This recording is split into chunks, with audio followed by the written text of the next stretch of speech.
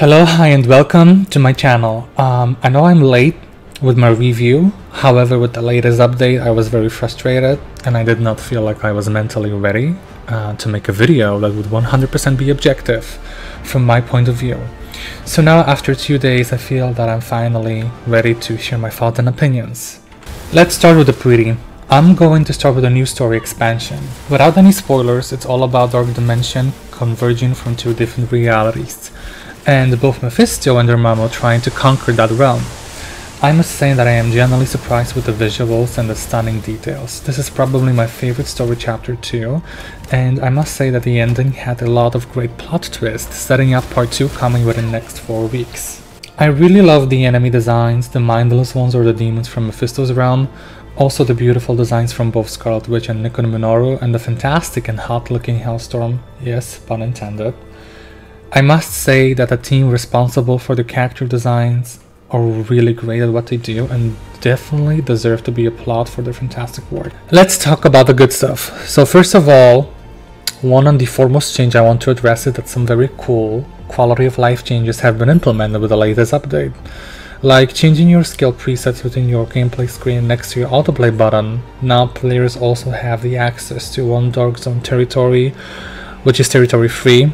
That is 100% PvE. You do, however, gain a little bit less points, but if you're a complete free-to-play player and don't want to get annihilated the very second you come across someone from the top-tier alliances, that's the perfect spot for you to go. Blitzes have also been reworked, so you basically have 5 entries a day. The rewards are not as good as they used to be, but it's a massive time saver. A lot of people have different opinions regarding this change. Specifically, I am very 50-50 on it. Let's talk about the bad and the ugly. Honestly, I don't even know where to begin, but I'll start with a change, or I'd rather say a nerf, regarding the experience you gain. As good as the new story expansion is in terms of writing and details, the amount of experience you gain is ridiculous. So with this update, they increased the level cap from 100 to 110. But the problem is that you can only level up to maximum level 1 of 3 during the entire expansion, which is not only very exhausting on top of what we currently have to go through with every single character, but also very weird considering the newest Blitz's requirement is level 105. Now the worst part is that you have only one option to get past 1 of 3, which is you have to enter the Dark Zone and for the entire hour farm mobs, which will grant you around 60 to 80% of experience. Now you also have to make sure you actually are killing the 110 leveled mobs to gain the maximum experience possible. I've already done the math, and if you want to max all 8 characters to 110, you would have to spend around 4 to 5 months to level each one and single one of them individually. Now that's excluding Magic whenever she comes out. Now, this was extremely unmotivating because not only were we being locked out of the new endgame content, but we're also being 10 gated to level up. I was very frustrated, and this nerf specifically was the reason.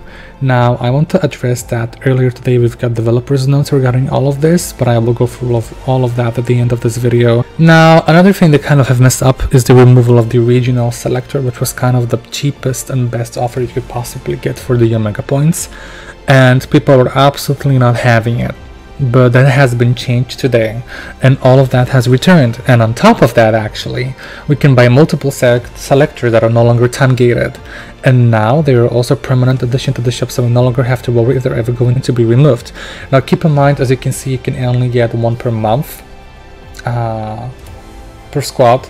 So I've got my Hydra set for Storm, so now as you can notice that there is no longer a selector for Hydra set on my Captain Marvel character, so keep that in mind before you make a purchase. Now today we've got a developer note update on their forums regarding all of these issues that I have just mentioned before. So first of all, they actually apologize for all of this, which I really appreciate. This actually means they have listened and acknowledged that they kind of messed up. So I would highly suggest for you to visit their official forums and read through all of this if you want to get more in depth. I'm just gonna go through all of this like really quickly and roughly. So they basically acknowledge that the rewards you get from Blitzes is not really enough, so they're going to see what they can do about it. Now the Dark Zone and the reconfiguration of the experience, which they actually acknowledge that the amount of XP we get from the Dark Zone is not enough, and that it's the only way we can get experience. And also on top of that, we're getting more territories for the PvE Dark Zone territories. So there are some also hero balances. So basically Star-Lord and Storm are getting buffs, so as Captain America's, but the major changes are with Storm and Star-Lord. Now there are some glitches that they're gonna fix, and actually this is really good. This is something worth mentioning. So having to expansion of costumes and Omega cards. So this means having to spend a lot of effort and currency in costumes and Omega cards just to repeat the process every time you add a new hero is not the direction that the dev team wants either. Thus, we are taking the adding feature of to convert the costumes and Omega cards. We plan to allow players to convert the costumes or Omega cards of your main character into the costumes or Omega cards of the other heroes, which is great. A lot of people have been asking for that, and this is also something that is actually a basic function in every single other MMORPG, which I was surprised it was not the case in this game, but I'm really happy that they're doing something in that direction. Now, the other thing is the costume nano-fusion option changes. This is really great too, because as of now, nano-fused costumes options cannot be changed. Many of our agents spoke up about this, and we are planning to improve the system to allow changing options of nano-fused costumes. We would like to. They would like to apologize for not adding this feature on the recent update due to the lack of time. And there is also something new coming soon, which is a battle badge craft. So what they have actually said is that we are currently reviewing and considering the suggestions for improvement related in the acquisition of the battle badges for Blitz, Omega War, and Dark Zone. So basically, in short, I'm just not going to read all of it, but they have basically explained that the way you obtain badges is really obnoxious. So they're actually going to add a system where you can craft high-grade badges.